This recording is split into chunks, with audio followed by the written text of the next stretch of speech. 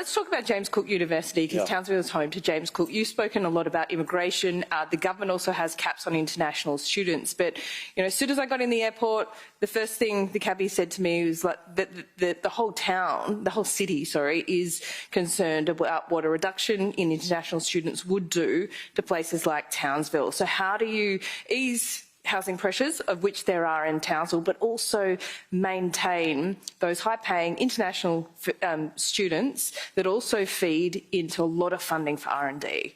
Well, I think that the issue is more acute in regional areas around workforce, and particularly that's been the case in tourism and hospitality retail.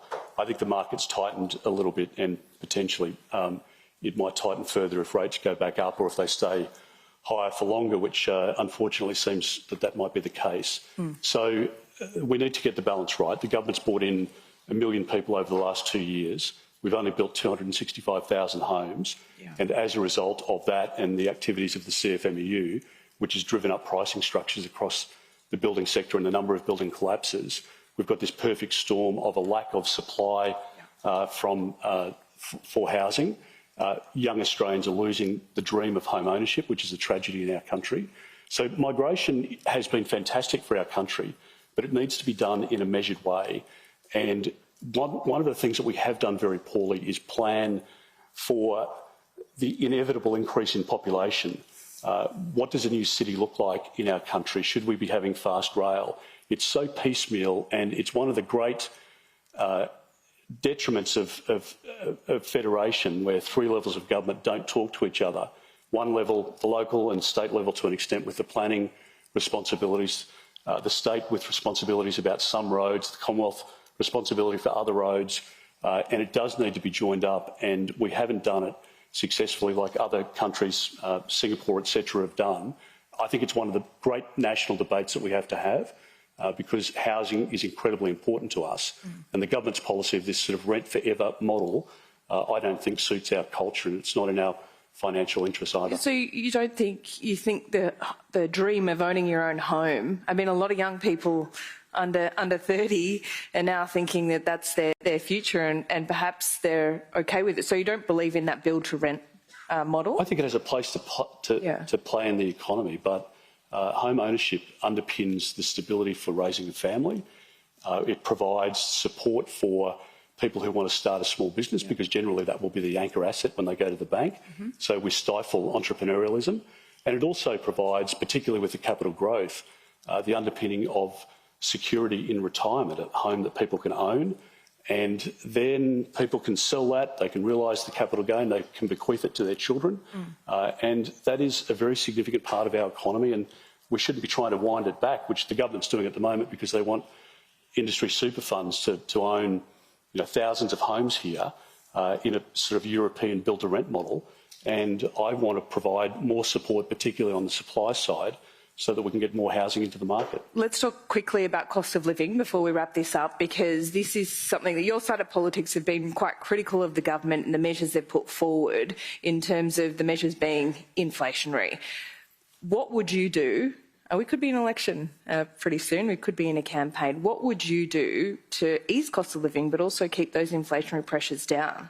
Well, again, a couple of things. Firstly, when you look at the issue of the energy policy, the renewables-only policy, it's not just your power bill at home that's gone through the roof or your small business. It's the cold storage, and it's the farmer and the manufacturer and the producer otherwise in the supply chain that's passing all of that additional cost on when people go to the supermarket and to the checkout. And people know that when they're handing their credit card or cash over, they're getting less for every dollar that they spend. People know that it's costing much more to build a house now than it did 5 or 10 years ago for the reasons I just outlined. The migration crisis that the government's created has contributed to that, including an upward pressure on inflation. The government spent another $315 billion in the economy. That has fuelled inflation.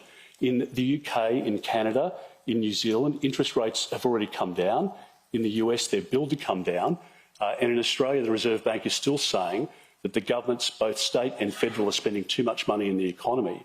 We have supported the government in relation to changes around NDIS, to tighten some of that so it can provide support to people. So no direct handouts originally under intended you. to. There's too much money. Well, there's no sense, and the Prime Minister sort of trumpets getting an extra $10 in your pocket each week, which is great, but it's no good if the person is taking out 20 from the other pocket to give to the ANZ Bank because interest rates have gone up again. People are going backwards, and real wages have gone backwards under this government, and you can't continue to chase inflation, as the Reserve Bank Governor points out. So measured spending and infrastructure spending, the sorts of things we've spoken about before, road, but productivity-producing infrastructure is one of the main focuses I think that we should have as an economy at the moment.